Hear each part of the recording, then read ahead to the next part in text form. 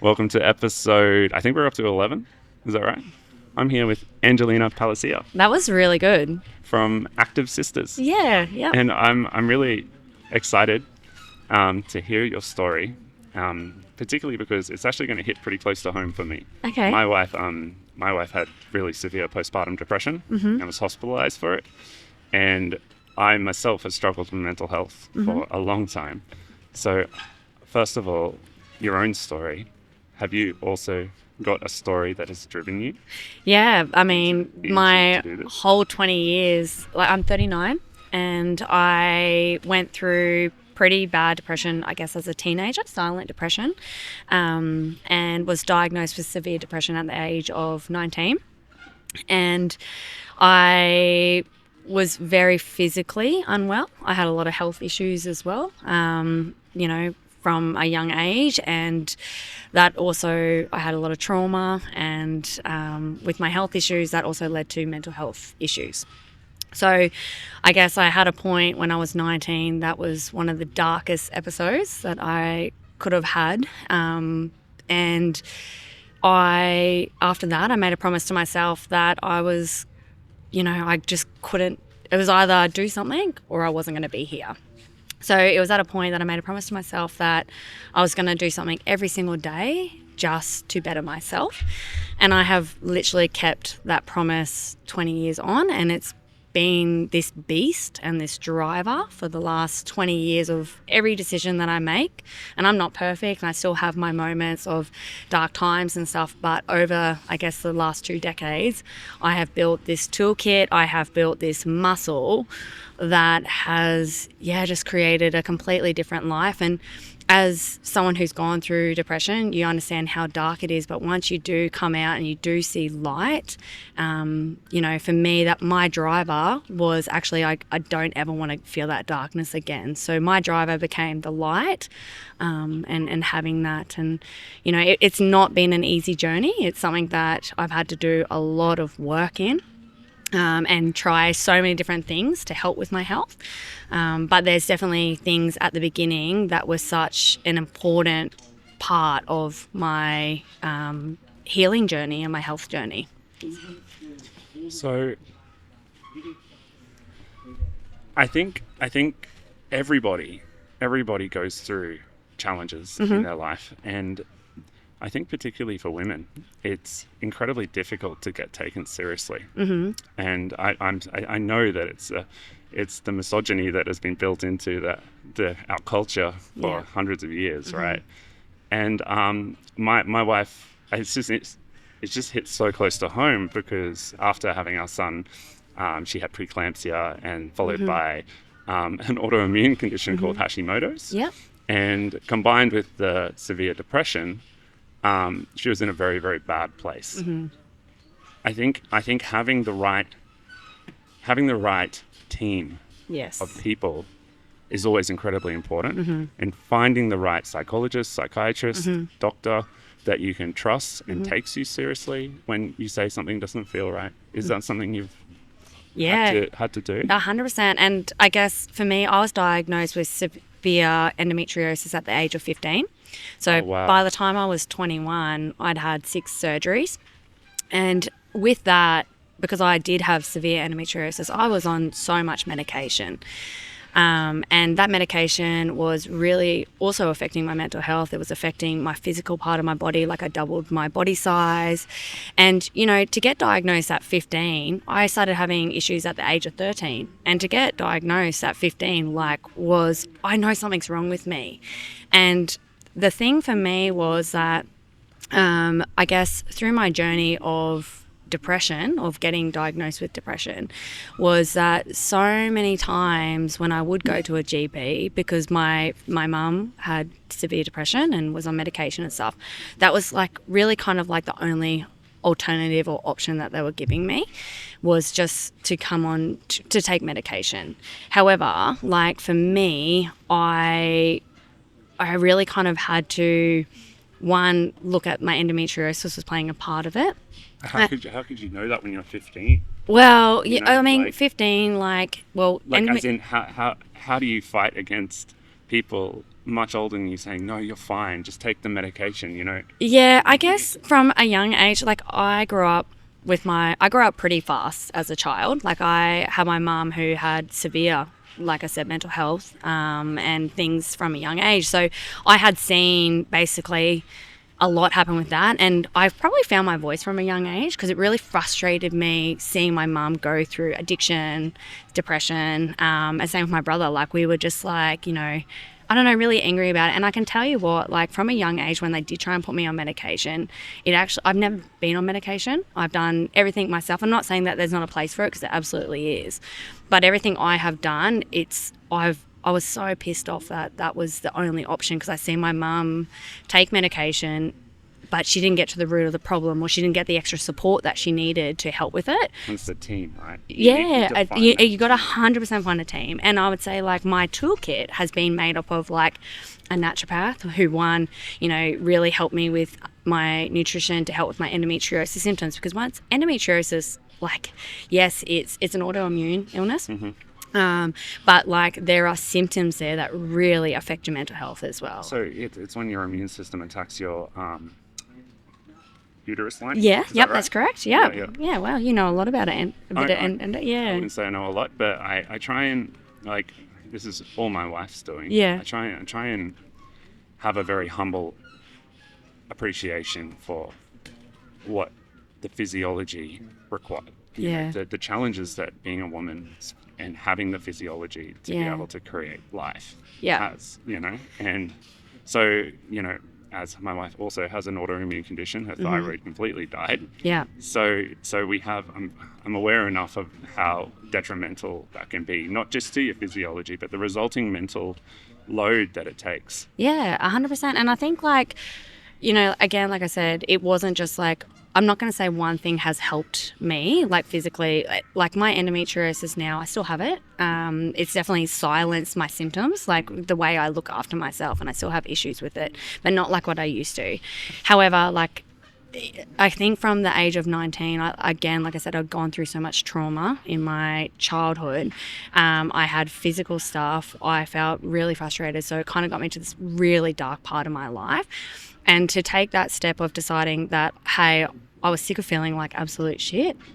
It was like, again, like I said, I feel like my childhood and seeing what my mum had gone through, seeing everything, it kind of, I always wanted her to get better. So I don't know, this is probably the first time I've thought about it in that way, if that kind of created this drive in me that, hey, like, I need to do something about this.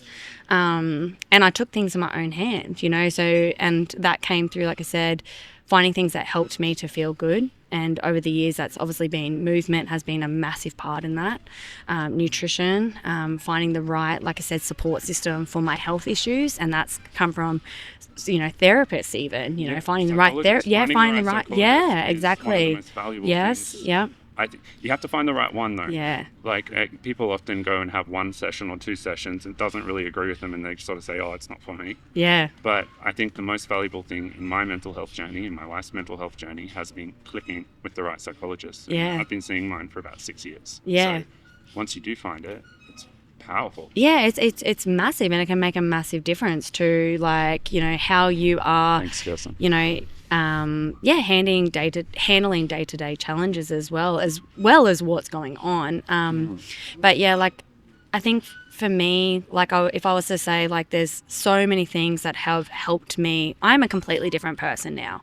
Like, I'm 39, and there's no way that 19-year-old Angie could imagine the person that she is today. Like, I have had the absolute best life in the last 20 years. And again, it's not saying that I haven't had challenges, because I absolutely have, and I still go through things. But I'm at a stage now with what I have done that I understand when I do need help. And I do understand when I do need to pull things out of my toolkit. And if I can't find that myself, then I, you know, go and seek support from the right people.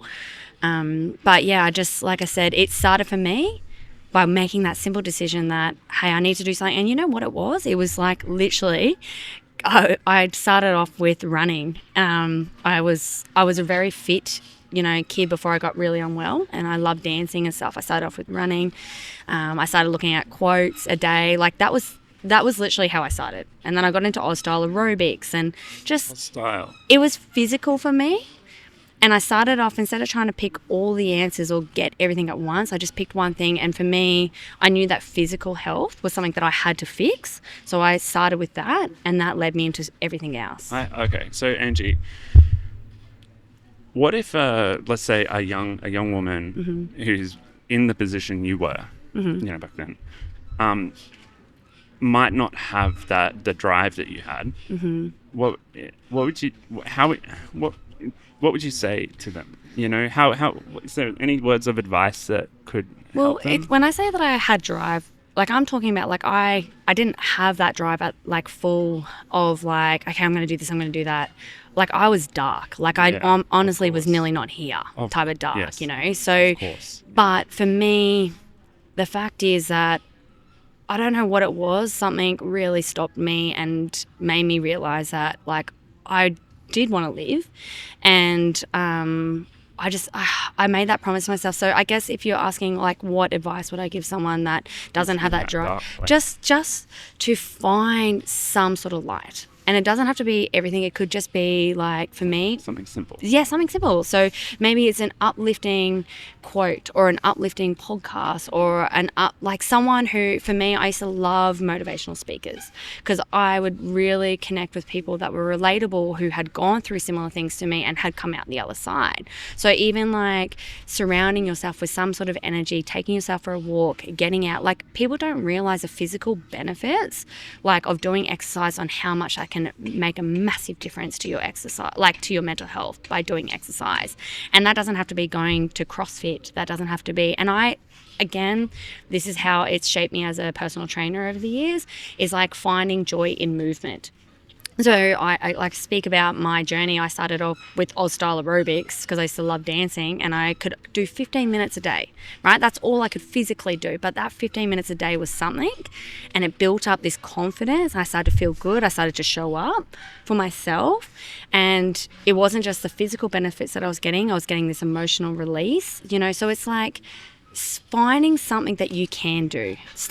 Like for me, I just became a solution finder, and I have in the last 20 years. It's like I've never been I'm never going to be a pro athlete or an exceptional runner. Yeah. But like running was my way of stabilizing myself, and not just my mental, but also my physical, and connecting with the world, getting outside, because I find myself in a pretty dark place at times, when you don't move and you are trapped and there isn't a light. Getting outside, feeling the sun, being in nature in any way connects you, right? And you do have to force yourself to a point, And I think that's why your reason why, like for me, like I said, my reason why was so strong that, there was days that I didn't feel like doing stuff, but I kind of had this thing. I knew that if I'd always feel better after I'd done it. And I knew that I had to try. Because it's like, again, for me, my reason why was so strong. I was sick of feeling like shit. When you're sick or feeling like shit, you have to like try. And again, I guess if we're coming back to movement, I'm not saying that movement's a cure for depression, because it's not, but it's a big part of it, and it can make a massive difference, And again, it's like I went to the gym, right? When I first tried to get a personal trainer to set me up because I thought that was the answer. And I can tell you what, I absolutely hated it, and it turned me backwards. It made me go backwards. And then I was like, what can I do? And I found OzStyle Aerobics DVDs at a garage sale, and I was like, I'm going to do this. That is so great. Yeah. And then again, I loved it. And then that led me into, I actually love this so much. It brought so much things for me, my confidence. I started getting fitter. I started showing up for myself. And then I started creating my own. The universe found a way to deliver the solution. 100%. I guess you were receptive to it as well. Yeah. You were looking for something. Yeah. And wow. Yeah. So tell me about the sisters. Yes. I So I could talk for hours. Yeah, me too. And we do have a small segment today. So the Active Sisters is a female fitness studio that we own here in Margate. But we are a sisterhood community, and again, that came from a love of women to not only want to be physically healthy, but also to have a space that they look forward to coming to. And show up for each other. Yeah, and just show up for each other, but like they can't wait to be there. And they always feel better leaving before, rather than they came. So we do all kinds of movements because, again, as a trainer, I started off with doing dance, fitness, but now I love everything. I didn't at the beginning. I hated running. I hated spin bike. I hated strength, all that stuff. But now I love it. So it's helping to create an inclusive environment where women feel welcome and safe, no matter what your body size is, no matter what your fitness level is, and no matter what your age is. Feeling safe is just the most important thing, I think, and having a safe space. Yeah. To sort of show up for each other. I think that's so powerful and so wonderful. Yeah, and show up for each other as yourself, and embrace who you are. And I think that's like, and one of the things I hear as a trainer is that a lot of the time people stop themselves because they think I'm not fit enough, or I'm not, but like showing up to something and just getting some sort of release, whether it's like, one, you got yourself to the gym, you got in the car, and I think celebrating those things as well and being proud of yourself, because the thing is, if you want change, you do have to put yourself in uncomfortable, safe positions. That's right. Yeah, and this is a reoccurring theme. The more and more I do this, 11 podcasts, right? Being comfortable with being uncomfortable builds such resilience and tenacity, and it's about doing it in a way that's safe for your body and your mind.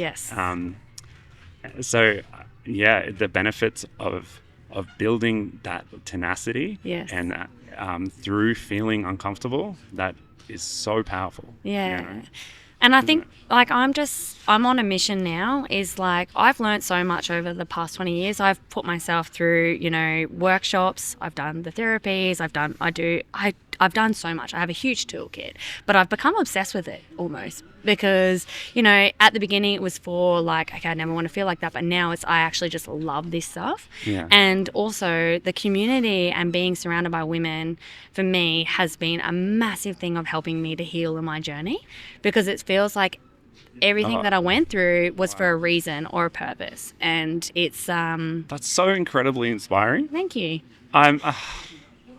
I feel so blessed to have this conversation. Thank you. I didn't actually know too much before I sat down. Thank you so much for sharing your story. You're welcome. I really appreciated this. I could actually speak for a very long time. Yeah, we could talk for ages. But I do have a time limit. 100%. Well, thank you so much for having me as well. Absolute pleasure. Yeah. Thank you. And if anyone wants to, hear more about my journey, please check out the Active Sisters or reach out to me. Post the link of it right here.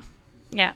Thank you so much. Thank you. Cuddle? Yeah, of course. We said we were huggers at the beginning as well.